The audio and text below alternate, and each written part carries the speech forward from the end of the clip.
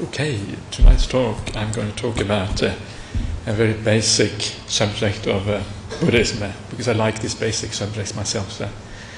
I was going to talk about morality tonight, and I was thinking about this before a couple of days ago, what I was going to talk about tonight, and I was thinking about this subject of morality, and I felt really inspired.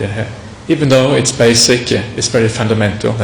I felt inspired, and I think I felt inspired because I know this is very much relates to our everyday practice, to how we have to, the things that we have to overcome, the things that we have to do in every single day, basically. And it's true in the monastery, and it's probably even more true in lay life, because you have much more interaction with other people and much more chances of slipping up when it comes to morality and doing the right thing and the good thing. And when I felt inspired by those thoughts, I thought, well, maybe people here as well might feel inspired by this. So I thought it might be a good thing to talk about. Now, the thing about morality in Buddhism, and what I want to start off with when it comes to morality, I want to talk about some of those basic things in Buddhism that come prior to the rules of morality that we often hear about. We hear about the 5 precepts, we hear about the 8 precepts, and we hear about all these kind of various rules that we have to keep. But the beautiful thing in Buddhism is that there is actually something prior to that. There is actually a rule or a way to decide how and what is moral in the first place. There is a way of looking at the world to decide on moral rules. And of course this is extremely useful, because if we don't know what to do in a particular situation, if we then go back to this basic moral rule, then you can actually find out what is moral in a particular context. Go back to the basic foundation, and you can decide for yourself what actually is moral and what isn't. And there is 2 ways that the Buddha talked about this. And the first way is he said that there is such a thing as motivation, or a basis on which we do actions in life. And this basis can either be wholesome or it can be unwholesome. The unwholesome basis in life is things like, it's basically said as 3 or 4 things. He said it is. It is greed, hatred, and delusion. And sometimes he also added fear. So these are the 4 bases in life for unwholesome actions. On the other side, you also have the basis or the roots of wholesome actions, which are the exact opposites. So instead of greed, you have non-greed or generosity. Instead of hatred, you have loving kindness and compassion towards beings. Instead of delusion, you have wisdom. So this is the opposite, and that is often important to also talk about the opposite. I was reading a book recently, and somebody was complaining that in Buddhism we always talk about the negative things, but we actually forget to talk about the positive things. And the thing is that the Buddha, when you read the Sutras, when you read his discourses, you realize that he always talked about both sides of the coin, because it's basically 2 sides of the same coin, the positive and the negative. So morality has a negative aspect in the sense there are things you want to avoid, but it also has a positive aspects, the things that you want to do, the things that promote goodness in yourself, and also happiness and goodness in others. So this is then a way, this looking at this greed, hatred and delusion is a way of knowing in the present moment whether you are doing something good, something wholesome, or whether you're doing something bad. What is your mind state like when you do a particular action? Are you motivated by something good, something positive, or are you motivated by these negative tendencies of mind? And straight away, if you're feeling irritated or angry or upset at something, you know that whatever action are based on that is going to tend to be unwholesome, is going to be bad. So straight away you know, okay, here is a barrier, I should be careful here, I should be very careful what happens, because my mind is overcome by a negative state. Or if desire is very powerful in the mind, desire is the same thing again. You know it's very likely to lead to something unwholesome if desire is a very powerful force in the mind at the time. And you also know the opposite. If you have a sense of compassion and loving kindness toward people around you, you know that it can be at ease and you can do almost anything. It's almost impossible to do anything wrong when you have that beautiful mind state of compassion and loving kindness towards other beings. And you will feel that yourself. You will feel at ease with yourself. And whatever you do is going to be good and wholesome. And you will know that when you do it. The last one, and this is the most difficult one, and that is this factor of delusion in the mind. And delusion is something, unfortunately, we cannot see directly, because delusion by its very nature is a force in the mind which means that we cannot see clearly. Because you cannot see clearly, you cannot know that you are deluded at the time. It's impossible to actually know that. So it makes it very hard. In fact, it makes it so difficult that you cannot actually know ever really fully until you become fully enlightened whether your action is fully wholesome or not. It's actually impossible to know that because of this delusion aspect there. And it's the same thing also to some extent with if you are having a lot of desire in the mind or a lot of irritation, anger in the mind. Because of those aspects in the mind, it tends to distort the way we look at the world, tends to distort things. We see things in a different way. And you know what it often can be like if you feel upset at something, you feel, I really need to say this, I really need to do this, and you do it, and later on when the upset has disappeared, you think, why on earth did I do that? And you know the reason, and you know in retrospect what happened there. What happened was the mind was distorted because of that negativity in the mind.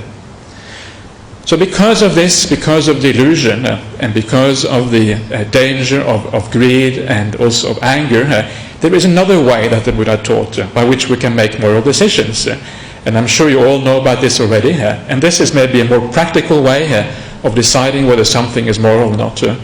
And this is by asking yourself whether a particular action of body, speech or mind is going to be to your own benefit or to your own disadvantage. Is it going to be other people's benefit or to other people's disadvantage? Is it going to be the benefit or the disadvantage of both others and yourself? And you know that an action is good, is wholesome when it is for the benefit of both, or at least for the benefit of either yourself or others. And the reverse is going to be unwholesome if it is either for somebody else's disadvantage, your own disadvantage, or the disadvantage of both. And this is a very, very useful, in my opinion at least, way of finding out whether something is moral or something is immoral. And some of the most difficult questions in life, some of the most difficult moral dilemmas that we are faced with sometimes, things like abortion, euthanasia, stem cell research and all these things, if you use this simple technique and ask yourself, who is it hurting? Is it hurting anybody? You can actually come very close to deciding for yourself whether this is going to be a moral act or an immoral act, whether it's going to be bad karma or good karma.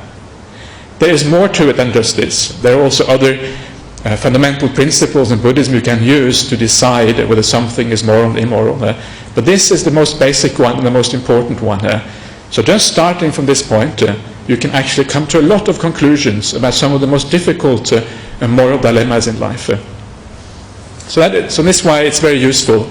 It's a great guide that you can use in everyday life to decide whether things are good, bad, or maybe neither.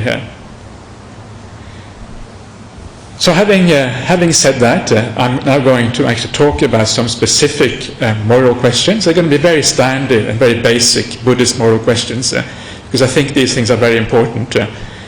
But first of all, you might ask, well, why, if we have this basic rule that if you do something good for yourself and it's good for others, then you know it's moral, and it's immoral if it's bad for yourself and others, why isn't this enough? Why do we need these 5 precepts? What's the point of having all these rules and regulations when this basic idea is really sufficient? And we can summarize the good life or the good Buddhist life with kindness. If you can be a kind and a good person, then basically you have basically done it. That's it.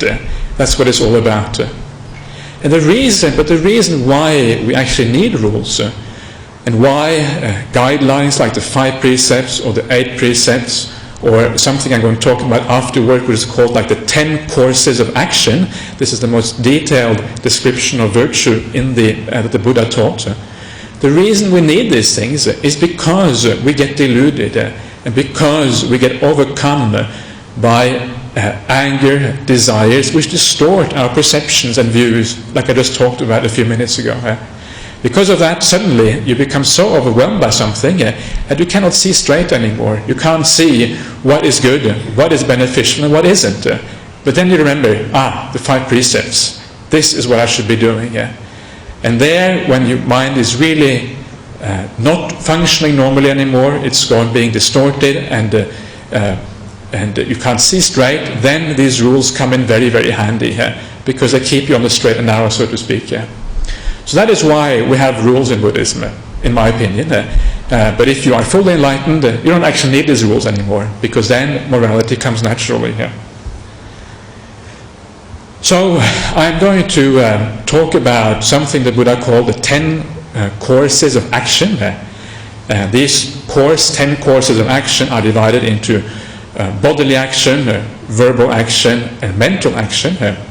And this is a classification of morality that the Buddha used quite frequently, quite often in the sutras, in his discourses. And it's very broad, because we're talking about 10 aspects here of morality here. And they overlap largely with the 5 precepts, except that you don't find the alcohol drinking in these 10 courses of action. So I'm going to bring in alcohol as well as I go through this. The first of these, so the first classification here is bad bodily action. And the first one of bad bodily action is, of course, not killing living beings or injuring living beings. And the opposite, the wholesome thing, of course, is to support living beings, to help life, to be compassionate, to have loving kindness, and to support beings in distress and that have difficulty. Support life, basically. This is the opposite. Always think of these things as 2 sides of the same coin. And this one interesting principle, which I maybe should mention straight away, you will see that the Buddha always taught this first. This comes at the very top of the list. And you also know for the 5 precepts, the first of the 5 precepts is always not to kill, not to harm living beings. Now, why is it that this comes at the top of the list? Is it just random? Are the 5 precepts just a random order? Or is there a significance to the particular sequence here? And one of the things you will find when you start to know the Buddha's teachings very well is that the Buddha's teaching is always a gradual teaching. He said that one of the difficult things about giving a talk is always the talk should always be gradual. It should start at an elementary level, and then it should actually rise up. So you will see typically in the sutras, you will see he starts off with the most basic things of virtue, and then he gradually moves up to full enlightenment. So everything the Buddha says, basically, there is a gradation there, and there's a reason for that particular sequence. No sequence is random. And the sequence that we are seeing here basically means that the killing of living beings is the most serious kind of bad bodily action that we can do. And the support of life and the compassion towards living beings is therefore also the most powerful of the good karma and the goodness that we can do. This is the importance here. So how can we increase our compassion for living beings? How can we increase our ability not to destroy life and not to harm life? And I think for most of us, there's probably very few in here who have ever killed anybody before, any person. So I'm not going to talk too much about not killing human beings. But certainly when it comes to animals, our society is full of killing of animals. And it's very difficult to find anybody. Even good Buddhists will sometimes get so irritated with a mosquito that they go wham and they slam the mosquito. Because this mosquito has only come here to trouble me, to drink my blood, and they give me an itch on top of that. So it's pretty bad news. And of course the difficulty with a mosquito and the difficulty with animals in general is that it's difficult to see the human qualities in these beings. The reason that it's quite easy to be compassionate toward other humans is because we recognize some of us ourselves in those other humans. But with animals it can be very difficult. With some animals it's more easy, but with some animals it's very hard. And I think a mosquito is a classical case where it's difficult to really make any kind of connection with a mosquito. You can't really feel its suffering. You can't understand that it's getting a hard time when you actually squash it on your arm. So the important thing to try with killing is to try to, what they use this word, anthropomorphize other beings, living beings. Anthropomorphize means finding like the human qualities in animals, even in insects, even in anything. And once you can see those human qualities in there, once you can see that there is actually much less distinction between us and animals than you might think, then of course compassion becomes so much more natural, and it becomes so much more difficult to kill that being afterwards. So the trick here is to see the qualities in this being, see that there is hurt there, see that there is suffering, and then when you see that, your compassion will naturally by itself increase, and you will be able to keep this kind of precept much more deeply, much more profoundly here. So how do we do this? And the first thing, one thing which I have always looked at, some things I like to look at is like scientific evolution in recent years. And it's very fascinating to see what science has found out about animals over the last few decades. And I have certainly read articles about, take for example the great apes. It used to be the case that we thought that animals can just be slaughtered, animals are completely distinct from humans with nothing to do with us. But of course now we realize that there is a lot of animals who are very, very close to humans. I think scientists have found out that chimpanzees, for example, they have organized structures in social units in their societies. They use tools. It used to be thought that what made humans humans was that we could use tools, and no other animals could use tools. Then it was discovered that chimpanzees could use tools. And of course, once we start to see these things, we see that there is a lot in common here with human society and chimpanzees. And I also heard of the great apes who were found to be very intelligent. In fact, so intelligent that they scored higher than some human beings.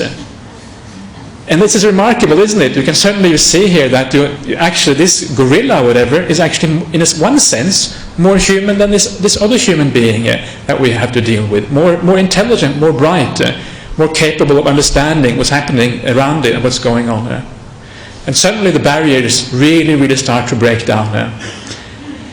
And of course then you also understand that there are other animals who are almost as intelligent, almost as human as the great apes. You have animals like elephants, and maybe even further down the scale, maybe pigs, and maybe some of the pets that we have can be quite intelligent. And pets is also a great way of seeing the humanity or seeing the emotions in animals. Because I'm sure that all of you have pets will realize that animals have emotions very, very much like human beings. Not so long ago we had a cat that died in the monastery here.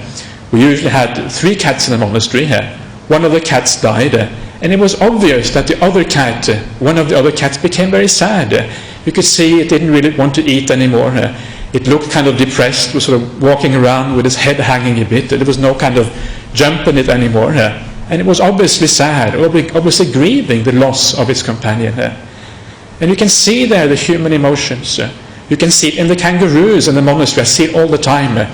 First of all, you can see the desires in kangaroos. I usually throw out food to them, whatever is left in my bowl after the meal, I throw it out to the kangaroos. And you can see the desire. They come from afar to get this human food.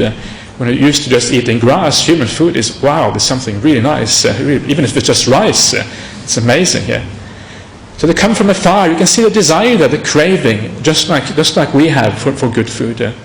You can see the ill will when they start fighting over the food. You can see sometimes the love and the empathy that, for example, a mother kangaroo has towards her joey. You can see how they stroke each other, how they lick each other, how they look after each other. And you can see there are beautiful emotions there and bad emotions, just like in human beings. So thinking like this, you start to see that the difference between animals and humans isn't that great. It's a matter of degree, certainly not a matter of absolute. There isn't like an absolute barrier there. It's like a continuous spectrum, starting from high, going down. But when it gets more difficult is when you get to small animals like insects, when you get to things like fish. I remember myself when I was a teenager, I would fish. And when I think back, I was wondering sometimes, well, why? How could I actually fish in those days? What was that drove me to fishing? And I realize now that the reason that I was able to fish or because I didn't have any connection with this fish. It was like a cold animal. You look it in the eye. It's very different looking a fish in the eye, looking a kangaroo in the eye. Fish, there's not really sense there that this being has any emotions or anything here. And I think that was the reason why I could fish, because I could make absolutely no connection here, or at least very small connection with this animal here. But of course, when I think back, if I had been a little bit wiser, I would have been able to see that this animal is obviously suffering. It is wriggling on the hook, it's trying to get off. Obviously, it doesn't like this. It's very, very clear here.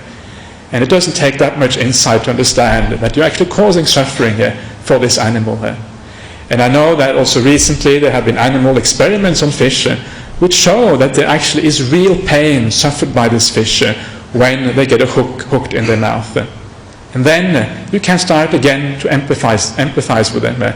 You see that there is more similarity there than you might at first think. And then you come to the mosquito.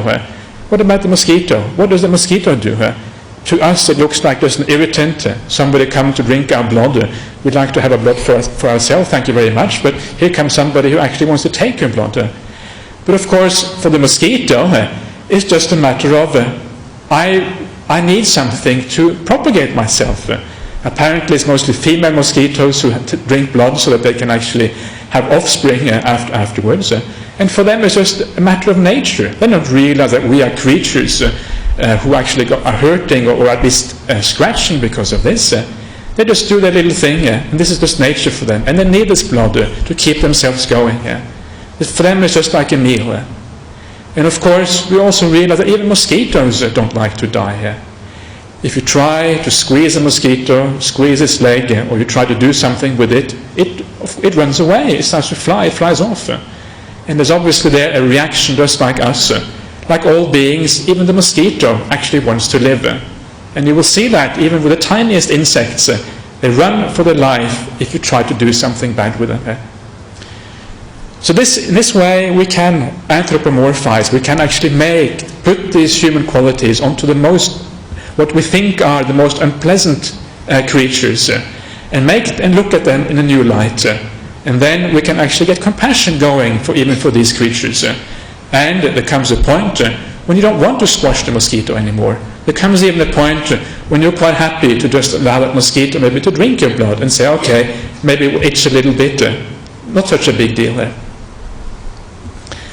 There's always a few things happening in the monastery. We have lots of kangaroos in the monastery. And one thing which I remember very well to this day is one day I was sitting on my walking path. We have these nice walking paths outside our huts in the monastery, for those of you who have been there and seen it. And I was sitting outside eating my daily meal. And as I'm sitting there, this kangaroo comes in on the other side of the walking path.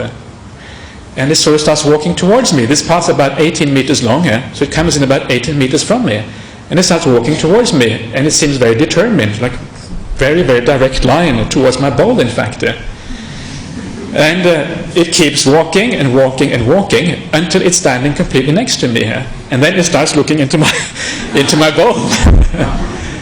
At this point I'm getting a bit concerned. And then it starts to lower its head down, and quickly I put my arms over my bowl, because I'm not yet prepared to actually share my lunch with a kangaroo.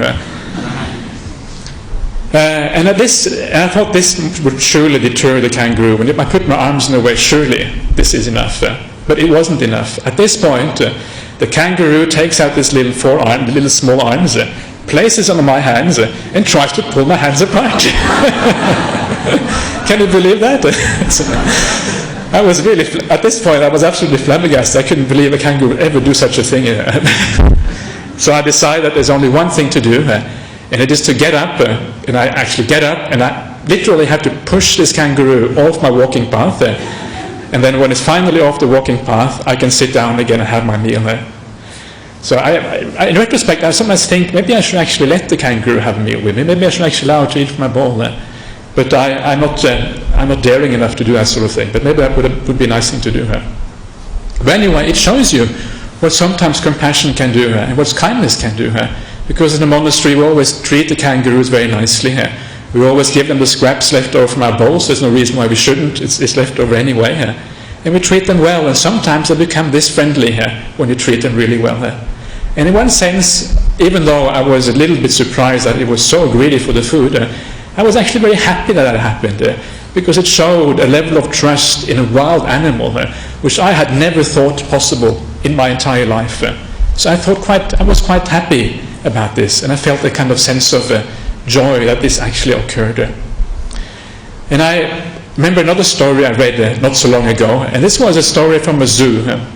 And there was an enclosure where all the chimpanzees were in, and there was a pond there. And one of these chimpanzees, for some reason, fell into the pond. And there was all these human beings standing around, looking down to the pond. And apparently, I don't know if it's true for all chimpanzees, but this particular chimpanzee could not swim. And this man was looking at this chimpanzee, and this chimpanzee was looking at the man. And the man said afterwards that I could see this look in the eyes of the chimpanzee, but isn't anybody going to help me here? I'm sinking, I'm dying here. Isn't somebody going to do something? And of course the man straight away felt this contact with the chimpanzee, this emotional contact. So he dove into the dam, grabbed hold of the chimpanzee and pulled it out of the lake, out of this little pond.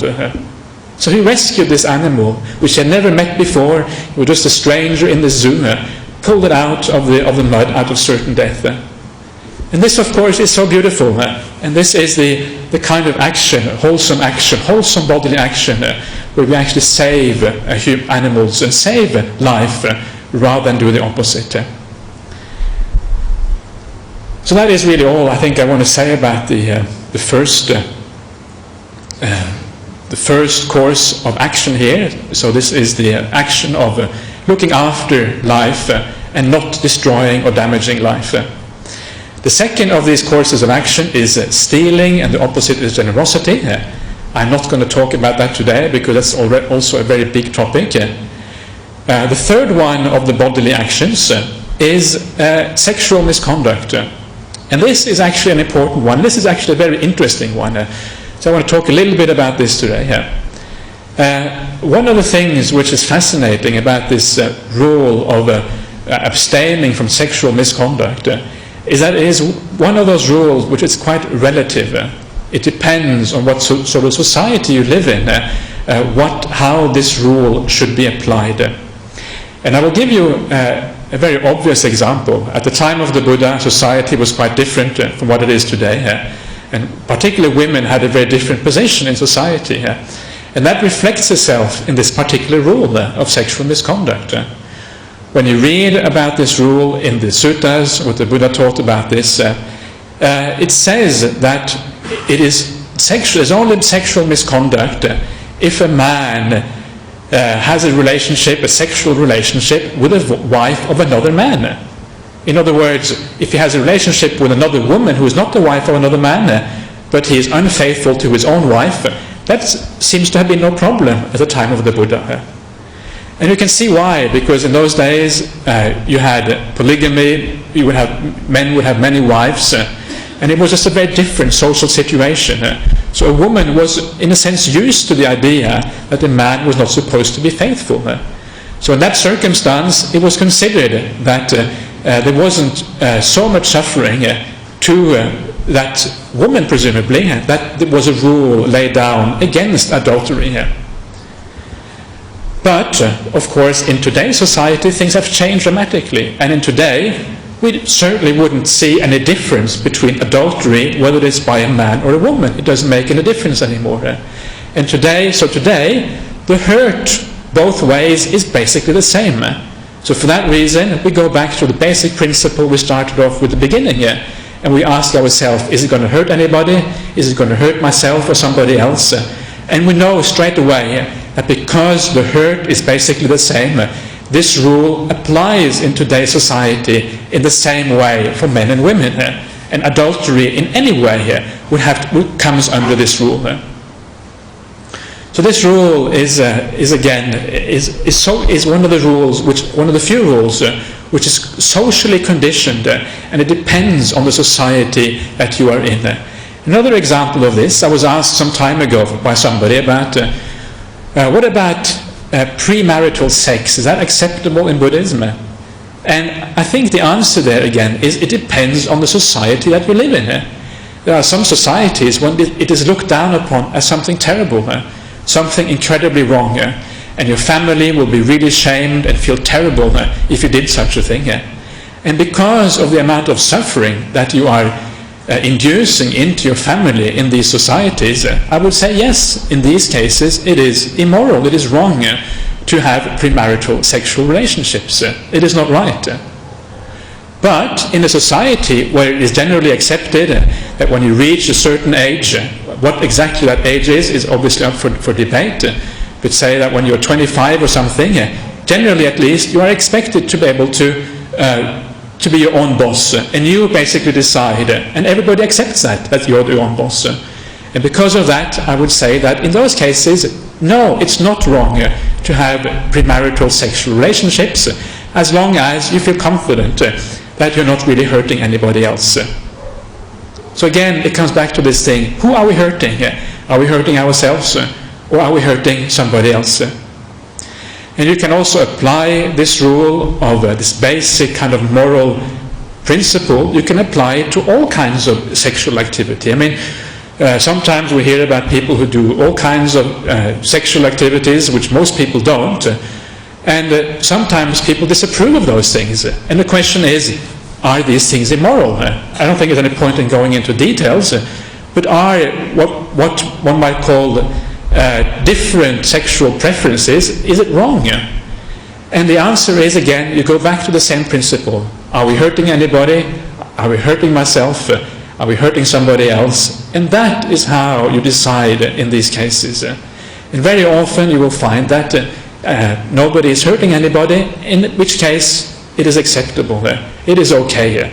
It may not be absolutely perfect, but it's not bad enough to really have a clear-cut rule against it at the very least. So that is a bit on this idea of sexual morality, which is the last of the courses of unwholesome action in the threefold scheme I'm talking about here, the 10 courses of action. And before I move on to speech, I'm going to talk a little bit about alcohol, because alcohol is another interesting area I find.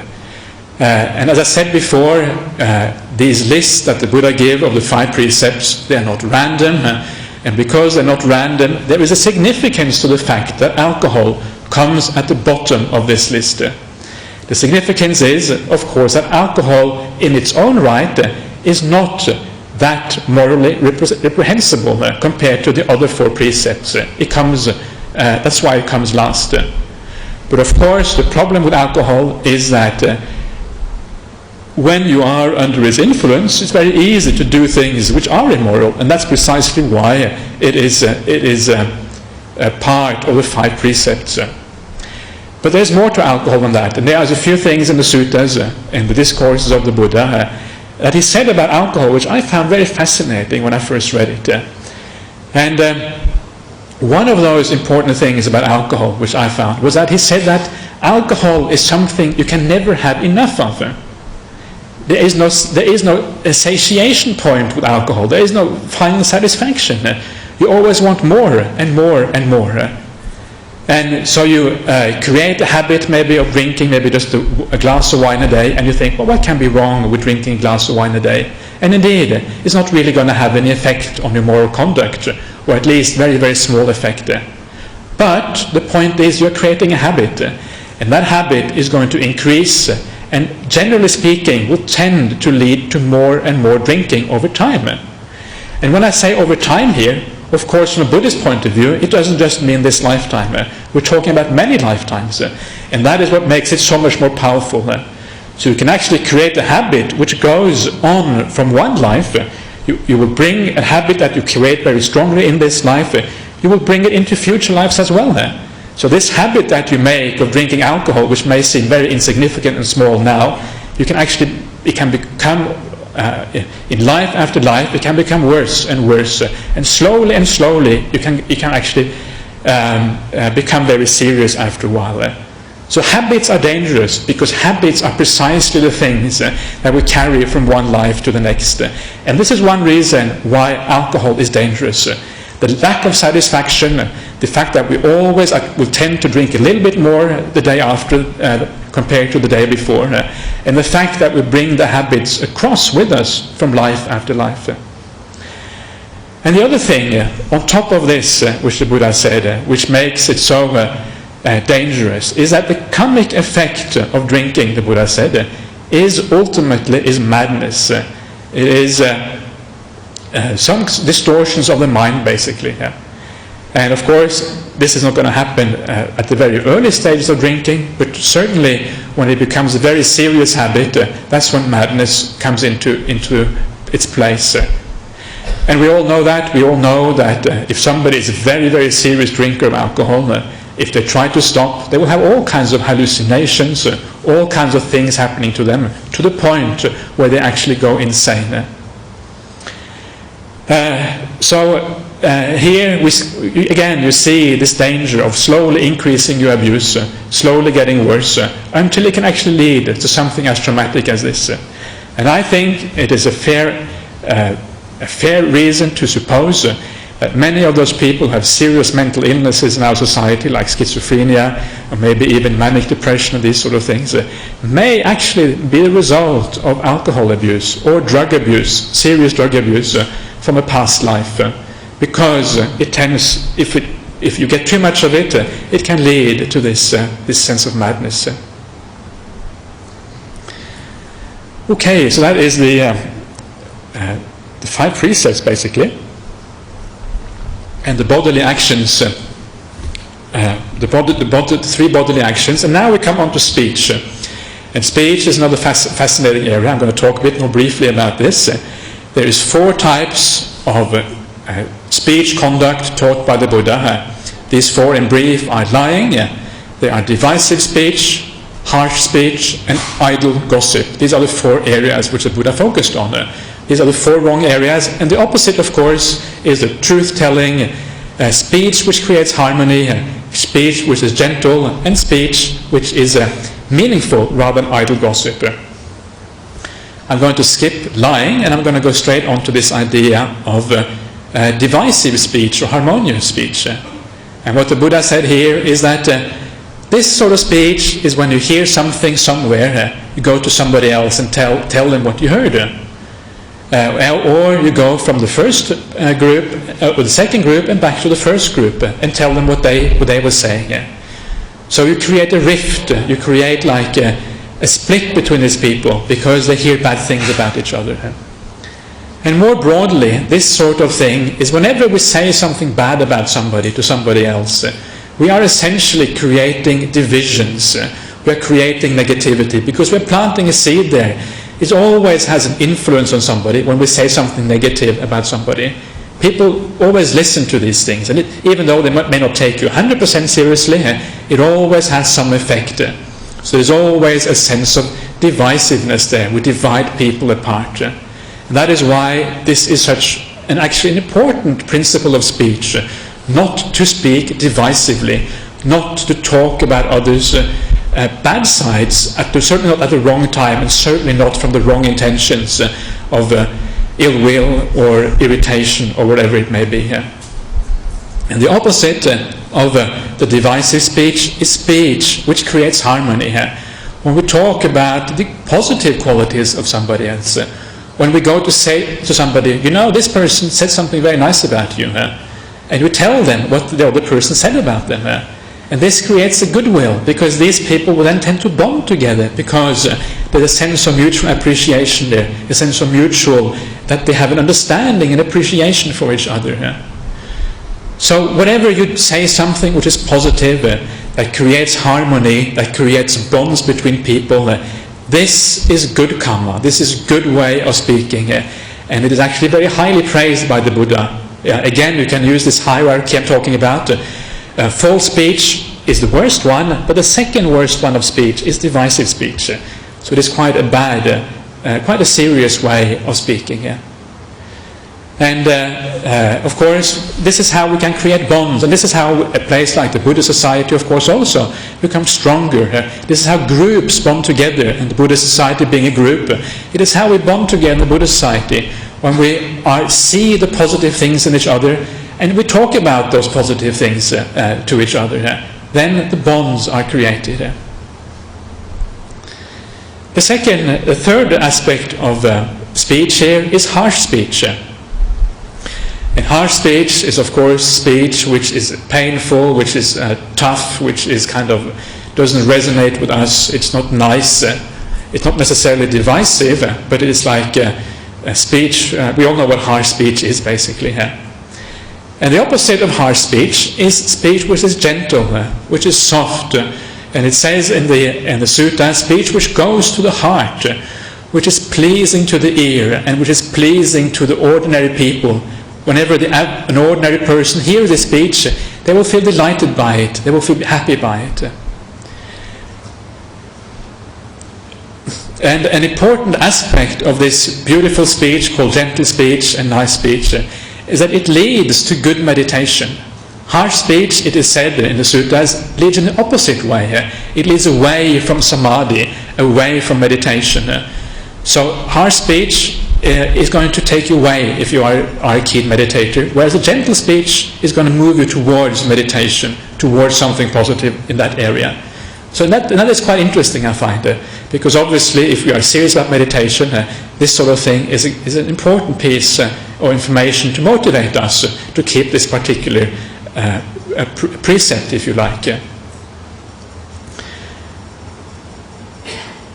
And I also notice very often that the sort of person who is often popular, the sort of person who people want to listen to in life, who maybe sometimes even become the center of attention, is not necessarily somebody who is interesting or who has a good story. A good story is, of course, important as well, but very often it is a person who is gentle and says things in a nice way so that people actually feel comfortable around them. This is often a very attractive character trait in people, and we can see how people flock around people who have that particular character trait. There is actually there's an interesting place in the sutras which talks about something called the grounds for kindness, or the grounds for, almost like the grounds for forming groups. And one of those grounds for forming like a group, and group cohesion, and forming a group of people around you is precisely kindly speech. It's one of those grounds. The other grounds for that is giving a helping hand when it's needed, generosity, and equal treatment of people. These are the four things which are called as grounds for sympathy, which like creates groups around you, which like makes you a popular person almost if you have these grounds of sympathy. But anyway, I'm getting a bit sidetracked now. So harsh speech, if you want to meditate well, is not advisable. The last type of speech, which was not recommended by the Buddha, is idle chatter. In other words, speech which doesn't have any particular meaning, where you're not really talking about anything useful, anything which is going to lead to anything beneficial, whether it's Dhamma or whether it's beneficial in a more worldly sense. So the positive side of speech here is speech which is meaningful, which is goes to make people happy, which goes to preaching of the Dhamma. And very beautifully said in this particular sutta, speech which is worthy of being treasured, speech which you can heap up in your mind and store in your mind. This is a sort of speech that we should be uttering. Of course, this is very idealistic, and it's almost impossible to only talk about Dhamma all the time. People think you're nuts if you talk about that all the time. And particularly if you are, if you have people who are not Buddhist, and they may think you're going over the top. So of course we shouldn't push that sort of issue too far. And there are times when we have to be friendly. And it's fascinating in the suttas that the Buddha, whenever he started off, for example, a conversation with somebody, particularly somebody he didn't know, there was always like courteous and amiable talk in the beginning. Always like an exchange of kindness beforehand. How are you? I hope you're well. I hope you're not suffering. How are your children? And how is your wife or husband? I hope your new job. The Buddha didn't go this far, but this is sort of things which are obviously positive. I hope you're enjoying your new job, etc. And so this is important. So we shouldn't become completely silent, mute, if we're not talking about the Dhamma. There's always a place for kindness and friendliness there.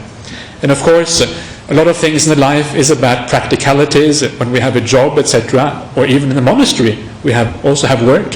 You have to talk about practicalities, and these obviously are important things. But we also no doubt have times when we know that we are saying things which really are not really very useful and are just purely idle chatter without any kind of meaning whatsoever. What is the problem with all this idle chatter? Why does the Buddha say we should avoid this sort of thing? And the first thing is simply that the more you talk, the more stuff comes out of your mouth, the more likely you are to say things which are also bad in other ways. Say things which are maybe harsh, which are divisive. Even lies can come out. The more you talk, the less mindfulness you tend to have. And the more things come out which you wish shouldn't come out in the first place. And this is one reason why it's good to not talk too much, not have too much idle chatter. And the other reason, of course, is that if you talk a lot on topics which are not useful, your mind becomes very active. There's a lot of stuff going on in there. And of course, again, if you're serious about your meditation practice, this is the sort of thing you really want to avoid because it activates the mind. So these are basically the reasons why idle chatter is something which is to be avoided if one is going to be very serious about right speech in Buddhism. So these are the 4 aspects of right speech. I talked about only 3 of them, and I think they are interesting because they're not talked about all that often. And they do actually have an effect on our moral practice and the way we live our moral life. Now the last factors of morality here is the morality of the mind.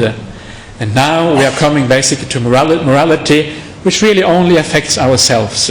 And this is the case where we do these things because we want to be kind to ourselves. We take anger, for example. As long as you don't express that anger outwardly in body or speech, it's basically only you who get hurt by this anger. So in this case, you shouldn't be angry because it hurts yourself. Also, you shouldn't be angry, of course, because if you are angry, sooner or later it will come out through body or speech. I'm not going to talk about anger today because I gave a talk a few weeks ago here at length about overcoming anger. But the second factor here is greed. Greed is a second factor of mind, which is to be avoided as unwholesome. And the opposite here is like being contented or even being generous. This is the opposite thing of greed here.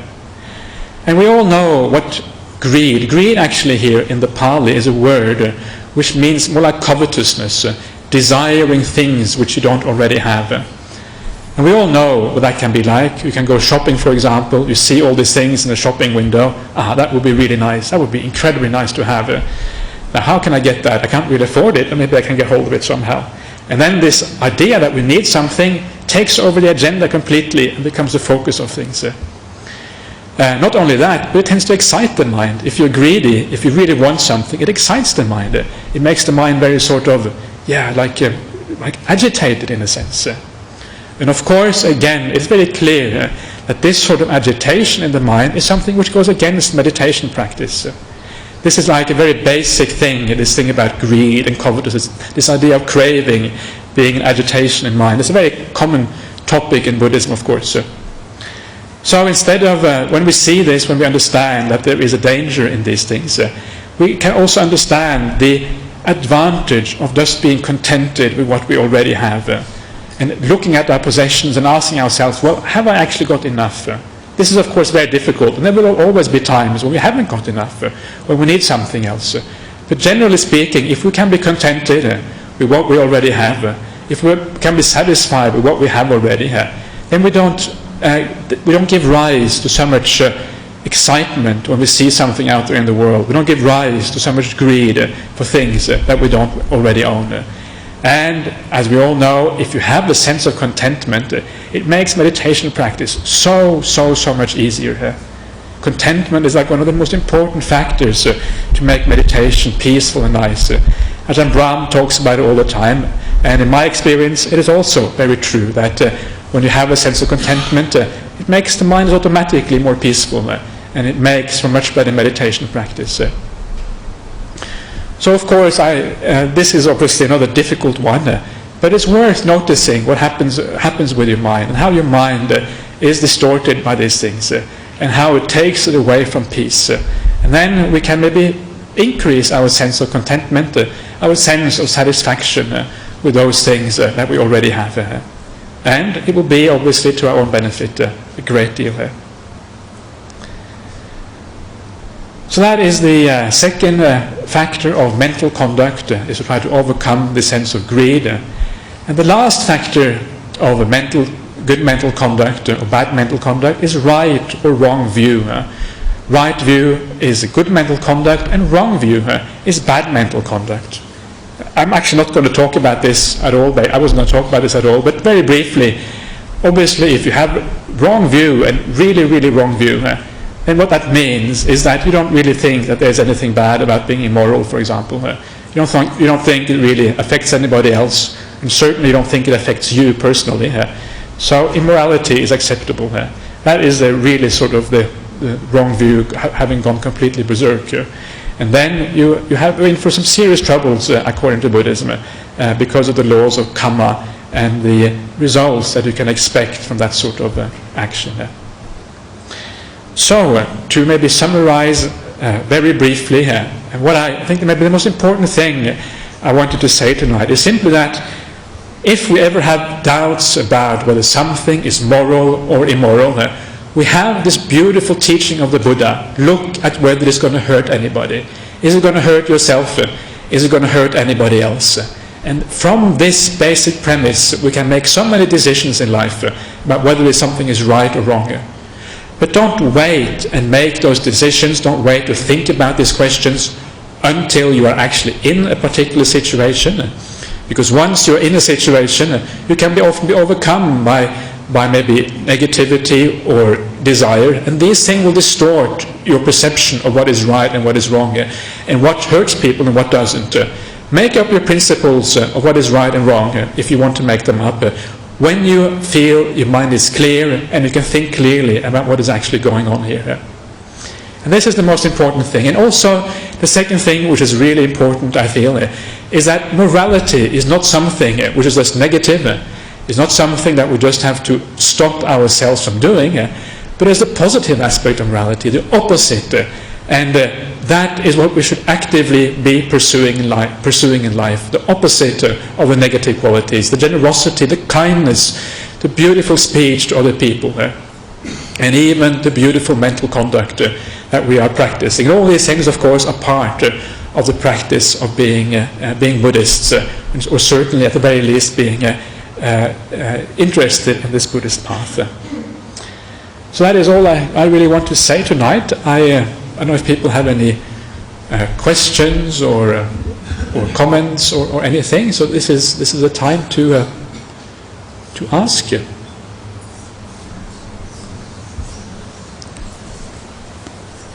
Yes, sir. If there is injustice and inequality in the world, what is the way to change that view in someone? Because if you just show loving kindness to someone when there's inequality and injustice, is there not a time to feel anger and righteousness?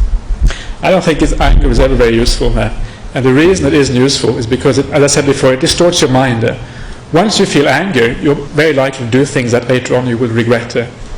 So what you should do in those instances, instead of actually getting angry, you should ask yourself, what can I do to change this? Is there anything I can do to change it? And then do whatever you can to change these things. Anger is not going to be helpful, because if you get angry and your perception gets distorted, you're actually likely to do things which are going to be worse than if you think clearly about the situation and do what is and do whatever result you come to when you think clearly about it. So anger is never useful. But of course we should do things, and one of the really difficult things about this sort of thing is that you actually have to do it with a sense of equanimity. You have to say, well, okay, I'm going to go into the situation. There's some serious injustice here. I want to help out. I want to do something here. But if you go into that situation with too much craving that you are going to succeed, then you will get very disappointed if it doesn't work. You will get frustrated, and then you will get angry anyway. You know what I mean? So what you have to do there is that you actually have to try to go into that situation and say, well, I may fail. And if I fail, I'm just going to have to let go. I'm just going to have to accept that there is going to be injustice in the world. I will never be able to solve everything. I can try to help out. If I don't succeed, so be it. That is ideally the right attitude. Of course, getting to that ideal is not easy, but at least you have something there to measure yourself against. Are you happy with that answer? Or, so, okay. Yeah. Anybody else want to say anything? Yeah. Yes, over there. Yes, I'm just thinking about mosquito.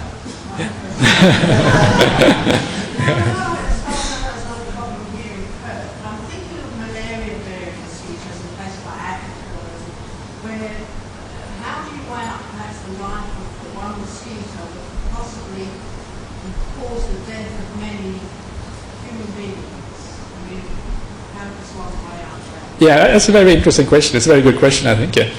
And I think the answer there it's very difficult to really give a very clear answer to that sort of questions, because these are very grey areas. And in fact, to get an understanding of this question, it's quite useful to consider the way that the Buddha taught about Kamma in the Sutras. The way he taught about Kamma is that there's 3 types of Kamma. There is white Kamma with white results. And the white Kamma with white results is like when you have a completely pure mind, with no hindrances, like you come out in the most profound meditation states. Your mind is clean as a white sheet, or whatever you want to call it. Then the Kamma that you're producing is completely white. You get reborn in an exclusively happy realm. But then there is Kamma which is black and white and reaps black and white results, right? And I think what you're talking about now is precisely one of these Kammas which are black and white and reap black and white results.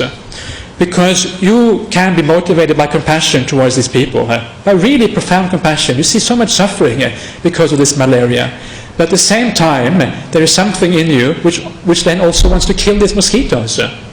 So there is a mixture there of intentions and motivation. Your motivation is reasonably pure because you come from compassion, but your intention is still to kill those mosquitoes. And the karmic result of that sort of action tends to be black and white. And for that reason, it is not as pure, not as wholesome as the purely white action. So I think that if you are going to aim for the absolutely highest, then you wouldn't actually be killing those mosquitoes. You actually wouldn't do that. You wouldn't actually be able to have the intention even to kill those mosquitoes. If somebody asked you an opinion, you would maybe say something like, you would maybe say what I said now, what the Buddha said in the Sutta as a different type of action, and then they would have to decide from themselves what they would do from that point. But if you really have pure action, you cannot kill. You would never condemn, of course, anybody who did the killing. You would say, well, this is your decision, and if you feel it's right, you must do it.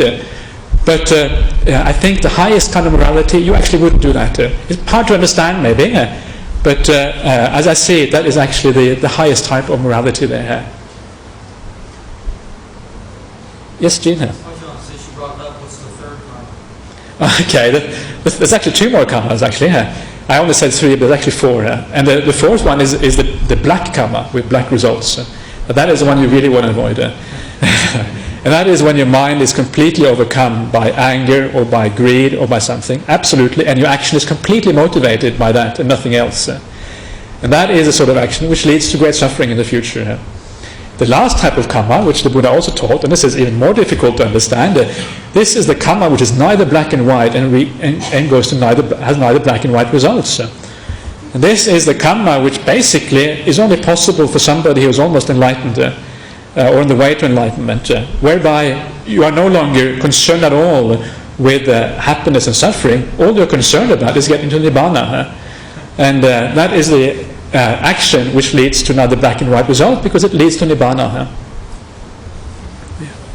So the nearly enlightened being could kill the malaria and mosquito? No, certainly not. This neither black and white does not mean that you are beyond it, so to speak. It just means it's a different kind of karma altogether. It's like white. It's like neither black and white on top of white, if you like. Yeah. Okay. Very good. Anybody else got anything to say here? I can't see. Yeah, please, sir. Well, the very nature of what's happening here from certain time in people, Yes. how does that affect your karma? Because during that period you killed hundreds of thousands for each one on the way here and on the way home. Right, yeah, it's true. And it is basically if you live as a human being, you're going to kill enormous amounts of beings during this lifetime. It is absolutely unavoidable that you're going to kill enormous amounts of beings. Think about how many beings it gets killed just to feed you. Even if you're a vegetarian, how many beings get killed in those fields of where you plant vegetables or whether you plant cereals or whatever it is. Enormous amounts of beings get killed. So just by existing, just by walking out of this hall this afternoon, I'm sure you're going to kill about 5 ants before you get to your car. You know what I mean? It's just impossible. Life is just full of this. And that is why it is in a sense so sad, this life. Because it involves so much killing. It involves so much suffering.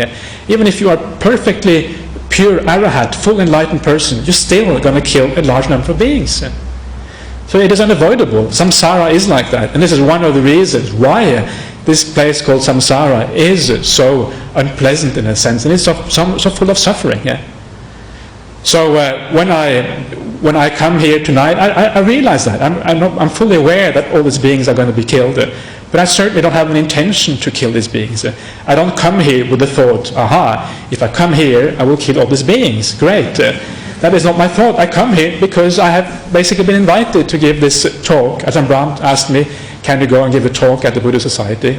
And that's why I come here. So my intention is pure. And as long as your intention is pure, as long as you're coming from a wholesome motive, then there is no bad action, there is no bad karma, and for that reason there is no bad result of that in the future. But if I were to squash an ant intentionally, of course, that is where the bad karma comes in. It is your intention which is the important factor here, not actually whether a being dies or not.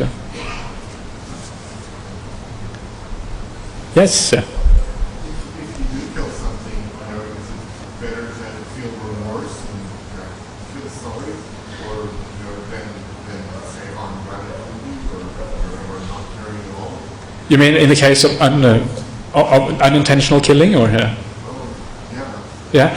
Well, if you kill intentionally, then I would say remorse is often a good thing, because remorse means that you will restrain yourself in the future. And in fact, the Buddha even said, he went so far as to say that if you do something which is unwholesome, there is a natural tendency for the mind to feel remorse. This is not something that you really can control. It will come up by itself. You don't have to sort of decide, I will feel remorse or not. It will come up on its own. So because of that natural tendency, you will find that you're destroying your chances of meditation, because your mind will be filled with remorse when you actually want to meditate. But when it comes to unintentional killing, there's no reason why you should try to bring up remorse in your mind, because you can't avoid that. If you sort of bring up remorse and sadness, you can bring up maybe a bit of sadness because it will propel you to practice more and get out of this thing called samsara. But don't sort of whip yourself because you're unintentionally killing a living being, because you're going to be doing that for the rest of your life. It becomes like self-torture in a sense. So unintentional killing, don't make that a big deal.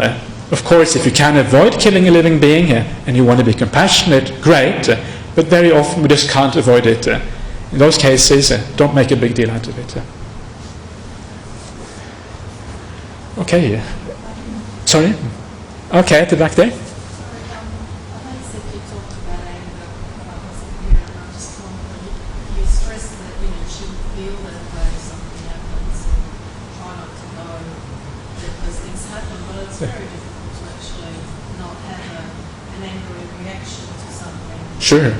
So how do you, just telling yourself that you shouldn't feel that way probably makes you feel worse. Yeah. Right. Well, you have to just tell yourself that, first of all, you just have to accept that you're going to get angry sometimes. There's no point in saying that I shouldn't feel this is wrong, and again, being really hard on yourself. That's no point. You have to be kind to yourself. You have to realize your own human weaknesses sometimes and accept yourself. Accept everything in you, including your anger. Be kind to yourself. This is like a basic Buddhist principle. But at the same time, you should also realize that these things are unwholesome and that they lead to your own suffering. So don't make it worse by criticizing yourself, but instead think to yourself, well, how can I look at this situation differently? Is there something I can do to make this different? That is the way to look at it. And there's so many things you can do. You can try to understand where the other person is coming from, why they are saying these negative things. Very often maybe they've had a bad day, or they've had some difficult thing happening in their life, or they just are habitually angry. They are somebody who suffers all the time maybe. Or you can reflect that somebody who does something bad to you, well, they will be caught by the laws of Kamma, and they will get enormous suffering as a result of whatever badness they do. I'm not going to say too much because I gave a long talk on anger just a few weeks ago. If you're interested, it's actually on the website. You can just go and listen to it.